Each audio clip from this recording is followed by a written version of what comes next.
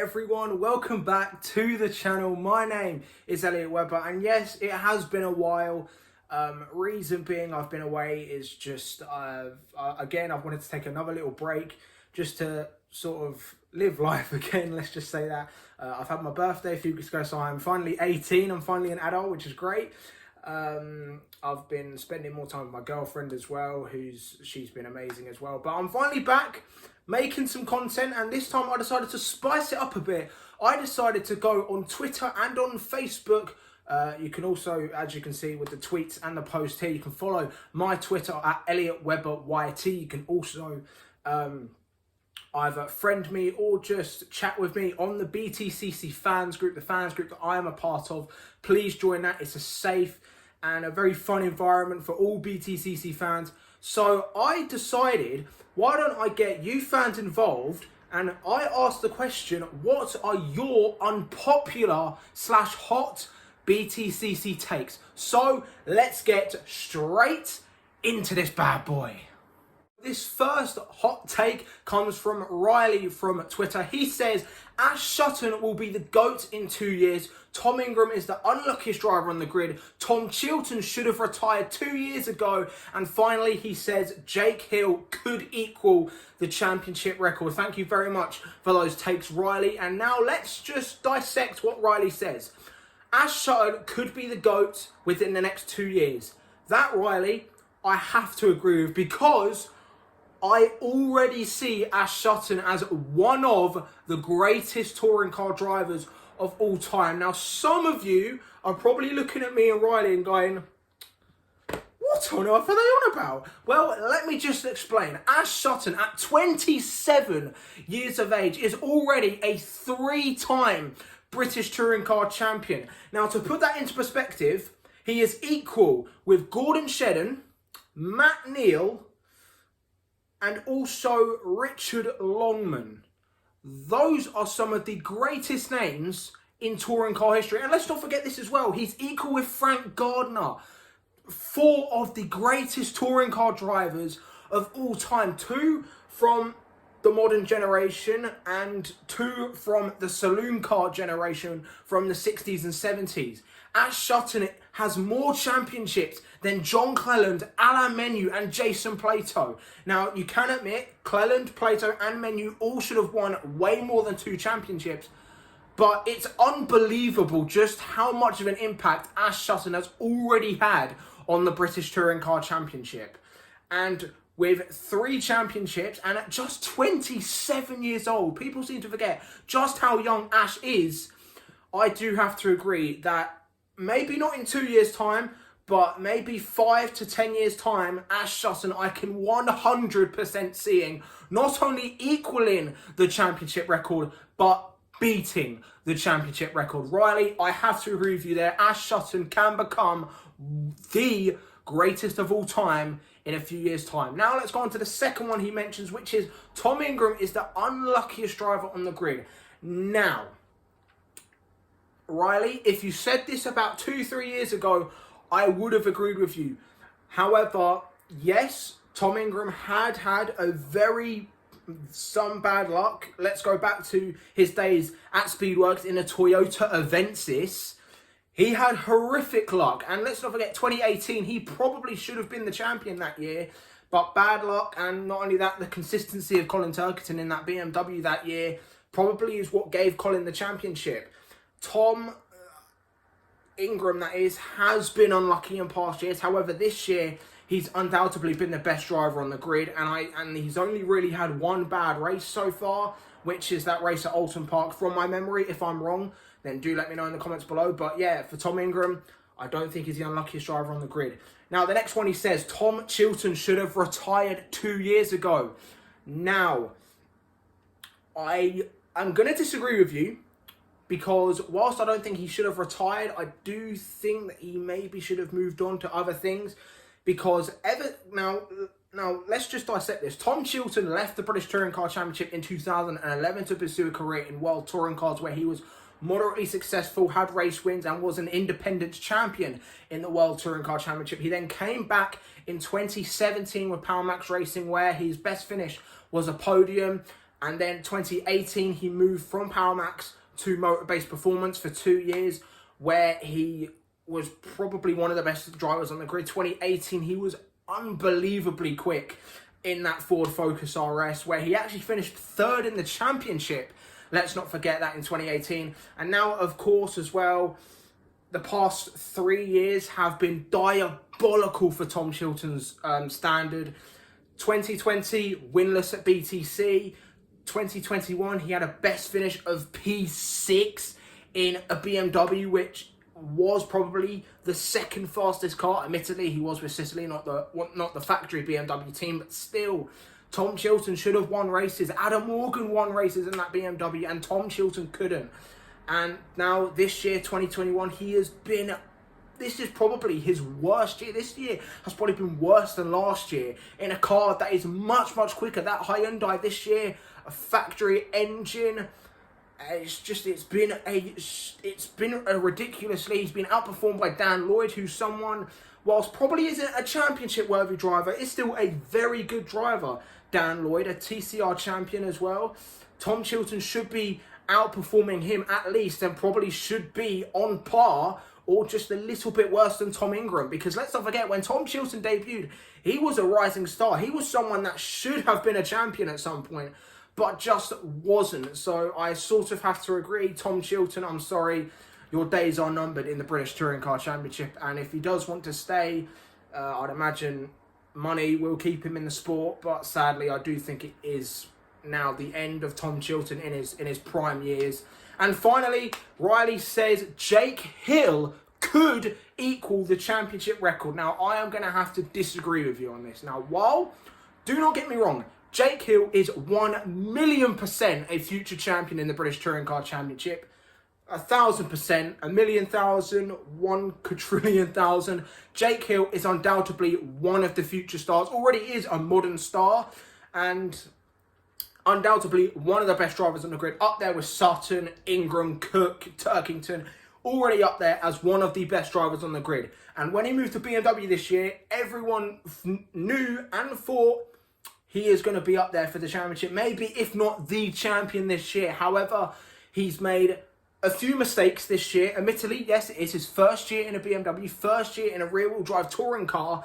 But we have seen, not just from British touring cars, but also from his escapades in Goodwood, that Jake Hill is a phenomenal racer. And yeah, 100%. I can see Jake Hill winning 1 or 2 championships. However, I do not see him equaling, nor even getting close to the championship record. But that's not to say that he can go down as one of the greats. And I do definitely see Jake Hill becoming a future British touring car champion. Now let's move on to the next take. The next take, this one comes from Facebook, on the Facebook group, and this is coming from Matthew Puzzi, who says Jason Plato should have retired a few years ago. And I am going to disagree. Of course, we know Jason Plato is now retiring. Finally, some people could say he is finally retiring from the BTCC at the end of this year. And I can see his point. Plato, for the past few years, hasn't been anywhere near his performances that he was in his prime. He, of course, we know we sort of hyped him up this year because he's finally in a Honda, a competitive race car that should hopefully gift him not just 1, not just 2, but 3 more victories to achieve his 100th victory in the BTCC. But obviously he hasn't really been in with a shout to take a win on merit. Of course, go back to Thruxton, where he was actually on reverse grid pole. However, sadly, I believe it was a puncher that cost him what might not have been the win, but definitely a podium, which would have been awesome for Plato. Because recently, whilst he has 100% improved, he's had better years than he did. He's had a better year now than he did last year in the Vauxhall with Power Max. He still isn't where he should be, or rather where he was. And that was always in the top 5, always on the podium at some point, always winning races, competing for championships. Plato, of course, even he would admit he is no longer in his prime. But I'm going to have to disagree. I do think Plato can win a race.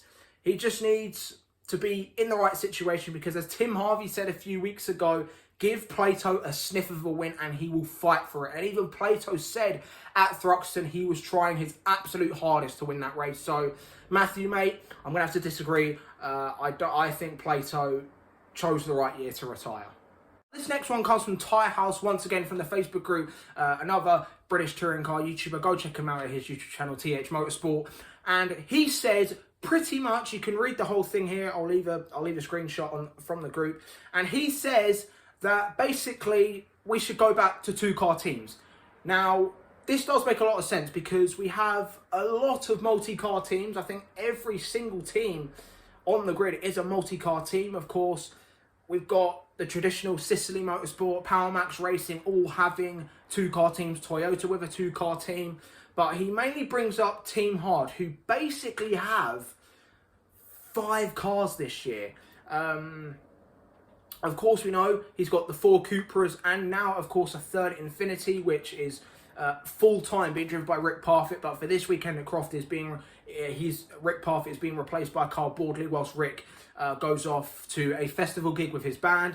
So yeah, it is basically 5 cars for Team Hard, whilst, let's be real, they're not exactly having a big impact at the front. But I do get what he's saying. I do think that that there should be a limit as to how many cars teams can run, because of course we know BTC Racing have expanded to a 3-car team this year. Let's not forget as well, they are still a 3-car team, BTC, but they were thinking of expanding to a 4-car team. Team Dynamics were thinking of going to a 3-car team. Toyota were thinking of going to a 3-car team. There are multiple teams on the grid who want more than 2 or 3 cars, of course.